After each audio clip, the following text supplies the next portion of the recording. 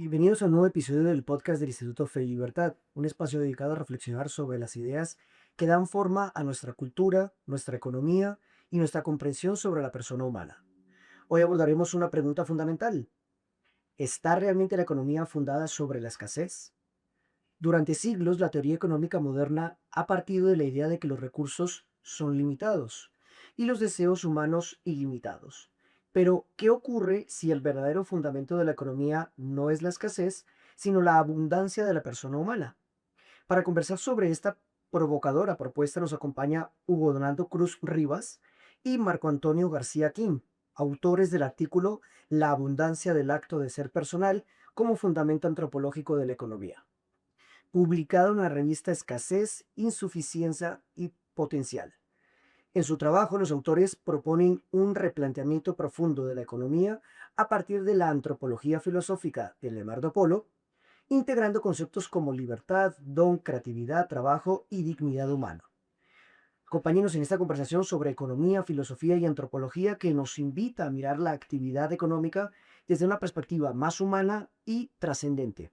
Antonio y Hugo, muchísimas gracias por acompañarnos. Gracias por la invitación. Igualmente, gracias por la invitación.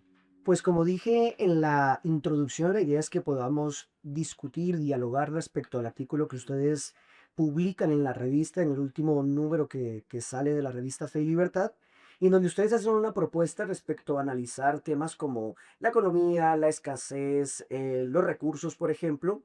Y debido a esto me surge la siguiente pregunta. Hugo, durante décadas hemos escuchado que la economía nace de la escasez, recursos limitados frente a necesidades, por ejemplo, ilimitadas, lo exponen ustedes. Así que ustedes proponen prácticamente un cambio de paradigma, ¿no?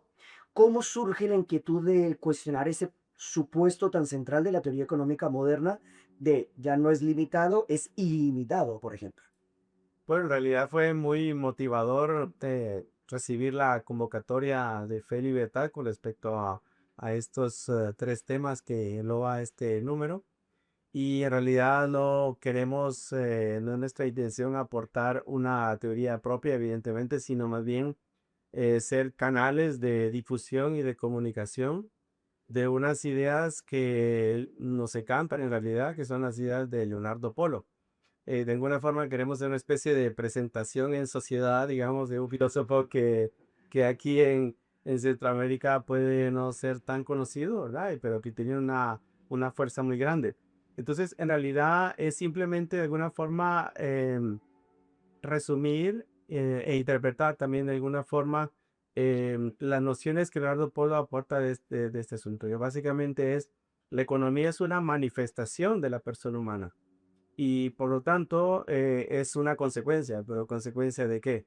Y es cuando Leonardo Folo entra en el tema de la riqueza que hay dentro de la persona, que sirve en este caso de causa primera, podríamos decir, de la actividad económica, ¿verdad? Por lo tanto, la actividad económica no estaría sentada, no surge de la escasez externa, que sí existe, ¿verdad? No, no hay que negar eso, nadie lo niega, sino que surge de la riqueza efusiva y donal de la persona humana. ¿Qué quisieras agregar, Antonio Listo? Esto que decía Hugo me parece muy interesante. A mí me gusta mucho la propuesta de Leonardo Polo porque la considero muy vital, ¿no? O sea, esto que dice él a mí me pasa. Y hay una parte donde él le llama carácter de además, que la persona es un carácter de además. Has logrado hacer esto y ahora ¿qué hago? Y eso es una experiencia que uno la ha vivido y también la vive mucha gente, especialmente los empresarios. Uno dice, bueno, he llegado a alcanzar esto y ahora ¿qué voy a hacer? Bueno, voy a esto. Entonces, si esa abundancia, lo que estamos planteando en el artículo es que esa es la causa de la escasez. Como bien decía Hugo, hay una escasez material que es tangible, que se puede ver, pero sobre todo es que nunca te va a alcanzar, con mucho que tengas, siempre va a hacer falta porque tu capacidad de crear es tan grande que podrías haber hecho más. Y ese es, creo yo, el centro relativo. Sí, es interesante la respuesta porque, claro, cuando uno habla de temas de escasez, normalmente tiende a explorarlo desde un ámbito plenamente económico, exclusivamente económico, formalmente, sino que ustedes en el artículo hacen una propuesta novedosa en el sentido de, bueno, ver la escasez desde un hábito espiritual, filosófico, por ejemplo, y el punto de partida de la propuesta de Leonardo Polo, estoy de acuerdo contigo, Hugo, creo que no es muy conocida o vaya que en Centroamérica, en Latinoamérica, creo que no tenemos mucho conocimiento sobre mucho lados más. imagínate, o sea, Claro. la verdad que interesante y necesario entonces esta propuesta.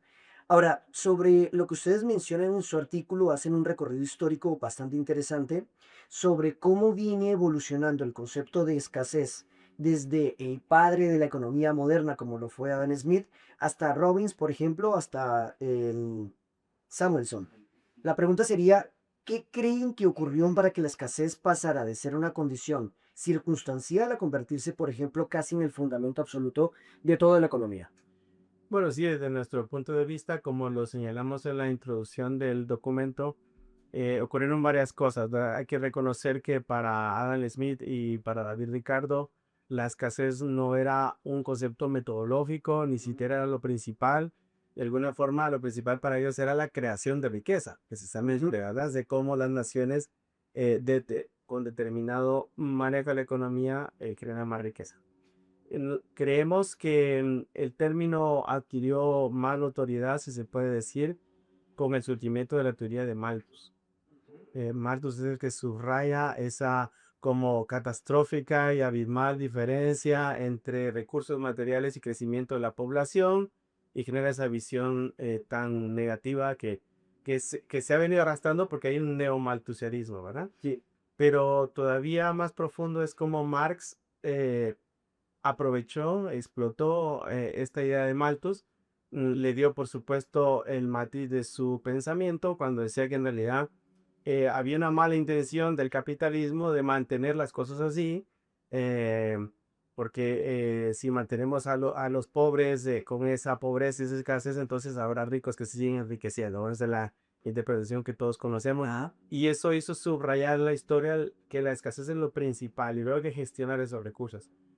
Por otro lado, Samuelson lo que hizo y Robbins lo que hicieron fue aportar el método matemático, ¿verdad? Sobre todo a análisis económico. Y está muy bien porque hay que asignar recursos con la mayor precisión y la mayor eficiencia posible. Entonces, pero el problema que venimos arrastrando con esa matematización de la economía que no está mal en el sentido de querer objetivar y querer pulir esto, ¿verdad? Pero sí que se ha conducido a la crítica que viene de diferentes sectores, ¿verdad? No necesariamente del marxismo, sino de diferentes sectores de la deshumanización de la economía. Que tiene sentido el término en el sentido de que cuando nos enfocamos solamente en la materialidad externa y cómo gestionarla, nos estamos olvidando de la persona que actúa. Entonces, precisamente la idea de Leonardo Polo es que la economía es una manifestación de alguien. ¿Eh? Entonces, cuando juntamos las dos cosas, nos damos cuenta que en realidad quien mueve la economía no es la escasez, sino precisamente la capacidad de creatividad, el concepto de fusividad que hay en Leonardo Polo, de esa, como decía Marco Antonio, esa capacidad casi ilimitada de creatividad, de aporte, de creación, que es la base del emprendimiento, ¿verdad? La base del emprendedurismo es cómo puedo yo satisfacer necesidades, pero eso surge de una cuestión a la cual Leonardo Polo le da una profundidad, tal cual, filosófica, antropológica, para que entendamos que la postura, en este caso Leonardo Polo, no es ideológica, es una postura técnico-filosófica, podríamos decir, ¿verdad? Tiene su raíz en los bocetos que él maneja, ¿no? Sí. ¿Qué quisieras agregar? Pues yo creo que Hugo ha dicho casi todo. Lo que tal vez podríamos recordar es lo que Polo señala, que una antropología que no considere la economía es incompleta, pero a la vez decía que una economía no puede fundar la antropología. Es decir, que la persona, que el ser humano, es quien le da sentido a la economía y no la economía al ser humano. Entonces creo que ahí está la clave de Polo. Sí, yo creo que, digamos, resumir al ser humano solo desde la perspectiva del Homo económico, es decir, que solo se desenvuelve desde el aspecto económico y que su esfera gira en torno a esto, pues, si bien reduccionista, Pero además me llama algo la atención de lo que mencionaban ustedes, y es que, reitero, creo que Apolo muy pocas personas tienen la oportunidad de conocerlo, de haberlo explorado, pero las teorías maltusianas paradójicamente han venido teniendo mucha más, no sé, Difusión. difusión, ¿no? Y se ha venido escuchando y esa concepción de que por ejemplo, la riqueza tiene un techo y de que si el rico es rico es a consecuencia de haber empobrecido, por ejemplo, a determinado sector poblacional. Entonces, es paradójico, ¿no? Porque si bien autores como Marx lo emplean en favor de su propuesta, para el siglo XXI parecería curioso que él, en particular Malthus, tenga tanta acogida, lamentablemente, ¿no? Y Polo, que hace una visión muy mesurada, pero también muy templada, de ver cómo la economía, ¿no? Es consecuencia de esa invención, de esa intriga, de esa, no sé, pensamiento humano. Tal vez ahora me viene a la mente una cosa que me pasaba cuando iba preparando la tesis. Yo sabía que iba a leer 3 veces un texto de Polo. Y en las 2 primeras me dormía. Que es tan difícil entender por la manera en que él explica las cosas, que ya sabía yo que había que leer 2 autores. Yo por lo menos lo hacía así. Iba leyendo 2 autores para llegar al texto de Polo a que se referían ellos. Y de todos modos me dormía de lo difícil. Entonces, hay una broma que les decimos a algunos de los que hemos estudiado Polo que lo vamos a traducir de Polo al español. Aunque él escribe en español. Sí, sí, O sea, pues, pero es que creo que es su manera de abordar las cosas. es comprensible entonces que tal vez no haya sido tan explorado, ¿no? Totalmente. Ahora, uno de los aspectos más sugerentes del artículo que ustedes publican en la revista es la idea de que la economía no surge primariamente, ¿no? De la carencia material, lo mencionan allí, sino de la abundancia del ser personal, que creo que también es un término muy de Polo, ¿no? La pregunta sería, ¿cómo podríamos explicar esta idea a alguien que está acostumbrado, por ejemplo, a pensar la economía exclusivamente, únicamente en términos de recursos y necesidades? Bueno, pues sí, es un tema difícil porque implica la interdisciplinariedad. ¿No? Y no todo el mundo está tan dispuesto a ello, ¿verdad? Y Polo es interdisciplinario por naturaleza, podríamos decir. Porque como se ve todo desde la persona y la persona es la que integra todas esas dimensiones, ¿verdad? La dimensión trabajo, la empresarialidad, pero también la interioridad. Yo creo que esta es la clave, ¿verdad? Para poder comprender esas teorías hace falta ese paradigma, el paradigma de la integralidad, ¿verdad? Como la persona, si se le considera como causa primera y causa final, o sea, origen y fin de la actividad económica.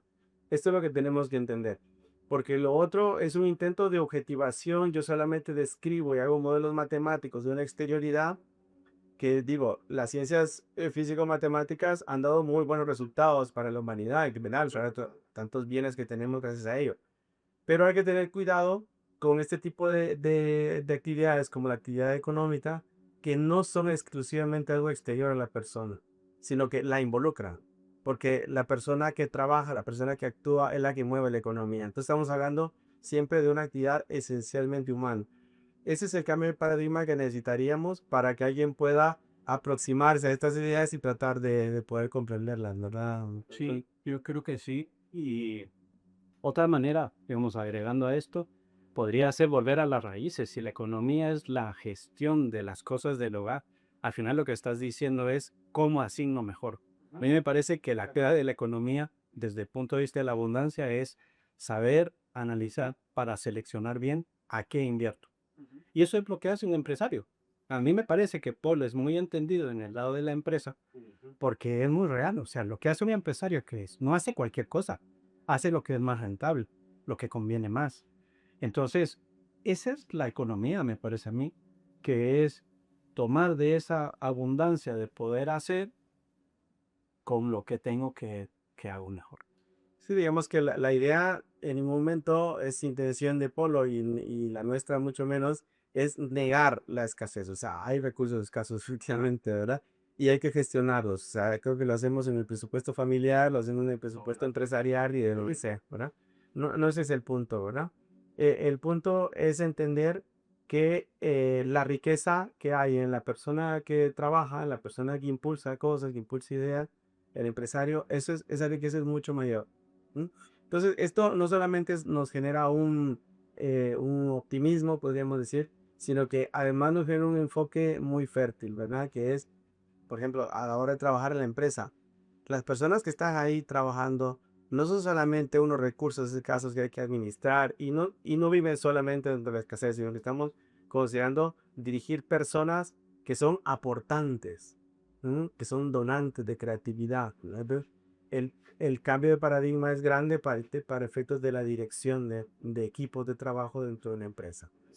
Sí, escuchándolos venía en la cabeza, espero no equivocarme con lo que voy a decir, pero recuerdo cuando Aristóteles analiza en su propuesta, por ejemplo, en el texto de la política, lo que decías, Antonio, de la comprensión de la economía desde el hogar, desde el oikos, ¿no? Desde la administración de recursos, de, bueno, cómo se va a invertir en, me lo voy a inventar, no sé, en la alimentación, en la educación, etcétera. Pero Aristóteles también dice que hay otro tipo de economía que creo que es la cataláctica, si no mal recuerdo, en donde dice, bueno, pues esto solo se trata de la acumulación por la acumulación misma y tampoco se trata de eso, sino de cómo se invierte, de cómo se emplea, de cómo, si bien satisface necesidades, no hacer de la riqueza un fin en sí mismo, sino un medio, por supuesto, guiado o buscando, ¿no? Que traigan unos beneficios mayores, ¿no? Allí me recuerda cuando te estaba escribiendo. Me gustó mucho la forma de ver de Polo sobre el fin económico que decía, es un fin, Ujú, pero un fin medial. Es ujú, decir, tengo este fin para hacer aquellas otras cosas. Y eso es bueno, porque pone a la persona siempre al centro, pero reconoce la importancia del medio económico. Es más, sirve para que esa persona que tiene esa capacidad de hacer pueda hacer, ¿verdad? Y por eso me gustó muchísimo la forma de definir el dinero como trabajo potencial. Es claro. decir, está viendo al futuro. Me parecen a mí lo que decías, esa parte optimista de Follow, y además ver hacia el futuro, más que ver hacia atrás, porque Malthus, yo no lo he leído así a profundidad, sé lo que dijo, pero me parece que miraba más al pasado. Pues Polo sigue hacia adelante. Mira el futuro, lo que podemos hacer, y te asigna una responsabilidad muy grande que sos el autor de ese futuro. Y creo que eso es parte de la importancia. Pero y yo creo que además interesante con esto de Malthus de que la historia misma ha demostrado que no tenía razón. Entonces, dice, bueno, qué bueno. Y como Polo, y conectándolo con la siguiente pregunta, ustedes, desde la perspectiva de Leonardo Polo, realizan una aproximación, digamos, a esta discusión desde la antropología trascendental, ¿no? Para desarrollar la propuesta que hemos venido discutiendo. Ahora, para quienes quizá no estén tan familiarizados con estos términos, con el pensamiento, por ejemplo, de Polo, ¿qué aporta Polo, les pregunto, a la comprensión de la persona humana que resulta tan relevante para replantear la economía, justamente? Creo que o por lo menos por lo que yo conecté con Polo fue por cómo presenta la libertad. A mí me encanta esa manera, porque no hay un bien al cual yo tiendo necesariamente, sino que reconoce la individualidad de cada persona y dice, bueno, Camilo como Camilo, Hugo, Tono y cada una de las personas es capaz de dirigirse al bien de su manera, pero no es el mismo. Hay distintos bienes. Y otra cosa que me encantó es, a partir de esa libertad, cómo conecta con la capacidad de amar. Que el amor no es solo el amor de entre esposos y hijos, es súper importante y será el más alto a nivel humano, pero también amor es trabajar bien, ¿verdad? Porque cuando yo trabajo bien, estoy sirviendo al otro. Claro, y es la manera correcta de amar a los demás.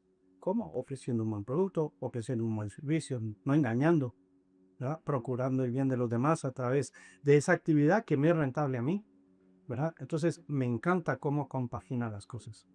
¿Quisieras agregar algo al...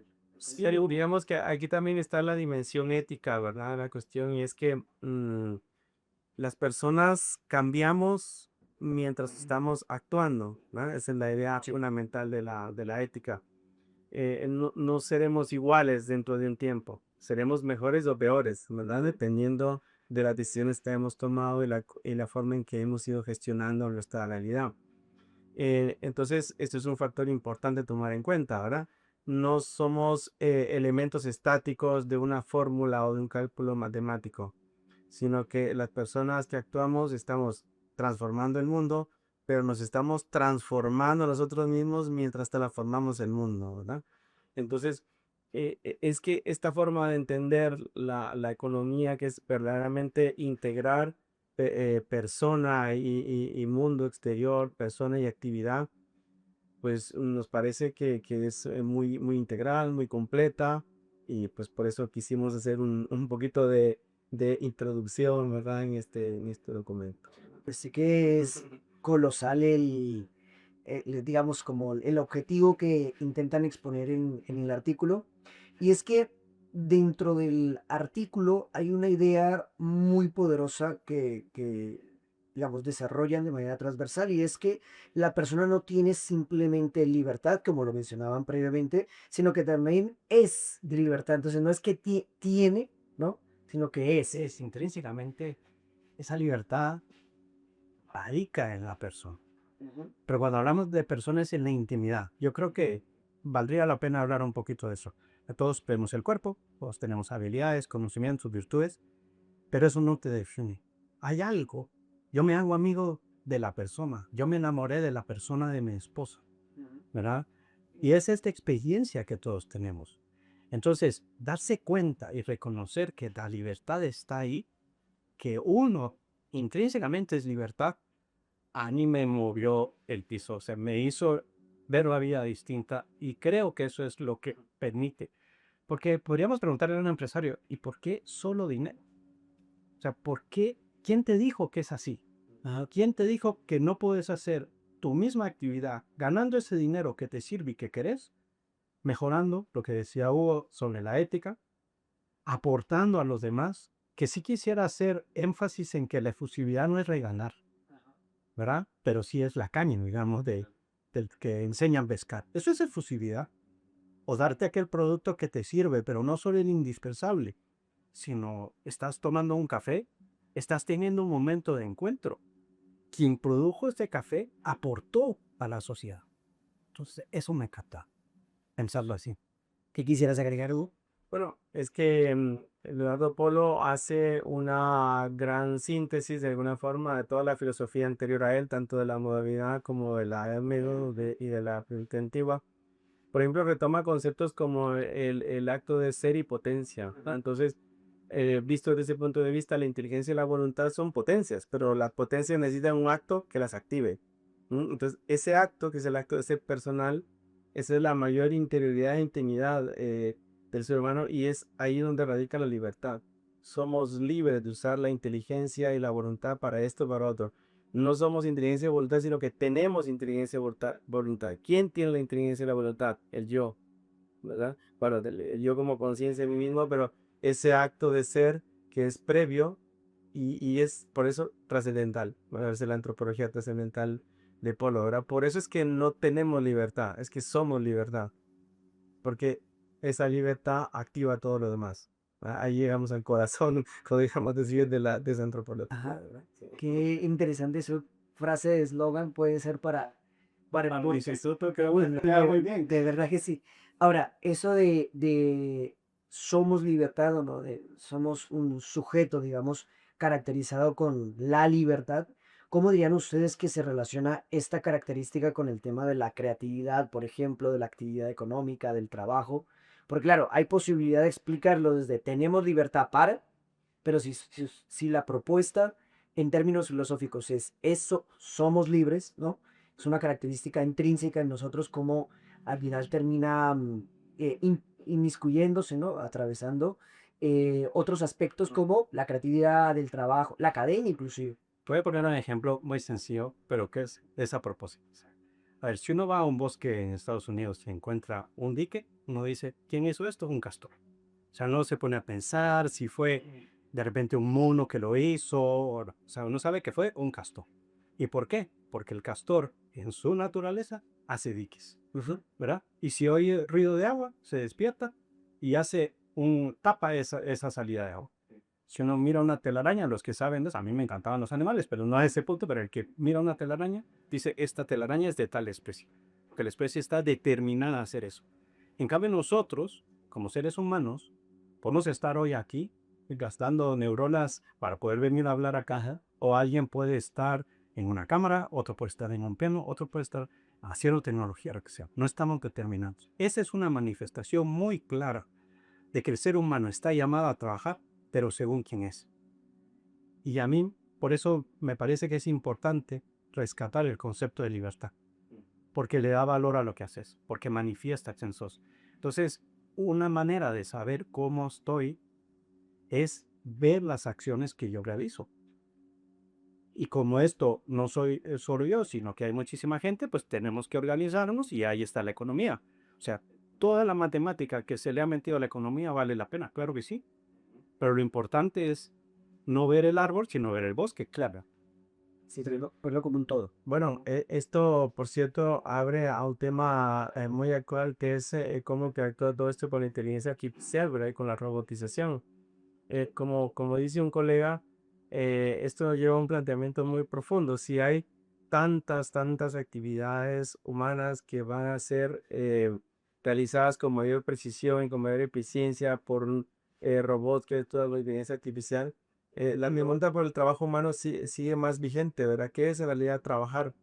Ya que lo que rutinariamente hace alguien puede ser fácilmente reemplazado y mejor que lo reemplacemos por un robot, ¿qué es en realidad trabajar, verdad? Entonces eso nos lleva al tema de que en realidad deberíamos enriquecer los trabajos para que la persona pueda hacer cada vez más uso de esa capacidad creativa, Ujú. ¿verdad? El ejemplo que pone nuestro colega Joan Controdona es la minería. La minería va a ser mejor realizada por robots y qué bueno, Ujú. porque a lo mejor no es tan humano que haya haciendo gente minería en el sentido de que si es tan reemplazable, a lo mejor ese ser humano debería estar haciendo cosas más enriquecedoras y complejas. Ujú. Bueno, y quien dice minería, dice trabajo secretarial y dice trabajo operativo y dice trabajo de cualquier tipo, ¿verdad? Entonces, esto nos pone al borde de la necesidad de ser muy creativos con respecto a cómo asignar funciones a una persona. ¿Mm? Sí, O sea, sí. no puedes tener trabajando a alguien, entre comillas, trabajando, haciendo exactamente lo mismo durante años. Pues eso no es humano, eso no está bien, ¿verdad? Ahora, aquí viene la creatividad de los gerentes, de los directores de equipos. O sea, bueno, y entonces, ¿qué no podemos hacer? O sea, bueno, ya tendremos que ir llenando esos vacíos que la misma tecnología nos va planteando, ¿verdad? ¿Cómo hacemos para aprovechar más esa libertad y esa creatividad y esa posibilidad de la persona? Sí, recuerdo esta idea de Smith que habla respecto a la especialización en la división del trabajo, donde también advierte que especializarse tanto y dedicarse a una actividad la misma diariamente es un problema, es contraproducente porque Sí. ya no hay creatividad, ya no hay una exigencia para que el sujeto haga cosas nuevas, sino que actúa de manera como autómata, ¿no? Pues llegando ya al final de este podcast, me gustaría hacerles una última pregunta. Y es que en varios momentos del artículo ustedes emplean otro término que considero es muy propio también de Polo, y es la noción de don y de efusividad, que lo acaban de hecho de mencionar, ¿no? Esa efusividad personal. En una cultura, por ejemplo, económica marcada muchas veces por la competencia, por el cálculo utilitario, ¿qué lugar tiene todavía, por ejemplo, ideas como la gratitud o la capacidad de darse hacia los demás que no mencionaba? Lo voy a poner desde la perspectiva de la empresa porque creo que ahí es donde aparentemente existe la mayor contradicción. Los que hemos estado en la empresa sabemos que se hace muchísimo mejor negocio si existe una relación con el cliente o con el proveedor que si es una única transacción. Y uno puede decir, no, es que ya nomás si hago la transacción hoy, Ujú. pero el valor económico que se genera es muchísimo mayor si yo repito esas transacciones. Entonces, eh, lo relacional tiene que ver con esa capacidad de efusividad, porque si yo tuviera esa capacidad de efusividad y se quedara en mí mismo, ¿para qué la tengo? Yo la tengo porque aporto y la aporto a alguien más.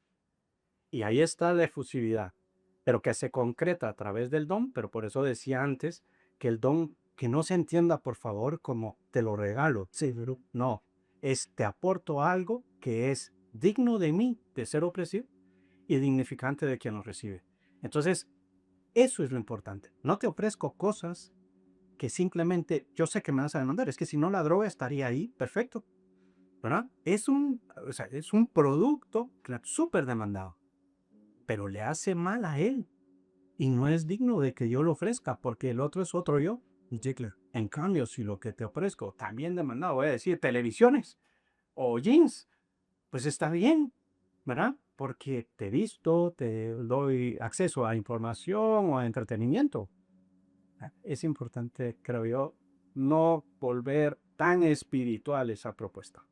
Que al final, desde nuestro punto de vista, Polo llega a ofrecer esa nueva definición de economía que no estática ni escrita en piedra, pero se entiende que interpreta la economía como precisamente la gestión de la libertad y la riqueza en sociedad. Totalmente distinto a lo de gestionar la escasez, porque nace de la persona y la persona no es escasa, la persona es totalmente lo contrario.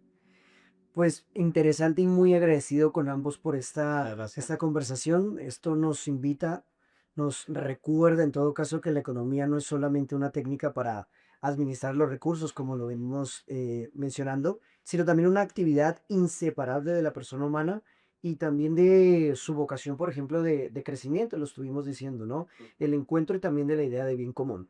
La propuesta que nos comparte tanto Hugo como Antonio nos invita a replantear una idea muy arraigada en nuestra cultura y es quizás que el punto de partida, ¿no?, más profundo de la economía no sea la carencia, sino la riqueza interior de la persona humana y su capacidad de crear, aportar y darse justamente hacia los demás, a propósito de la idea de don.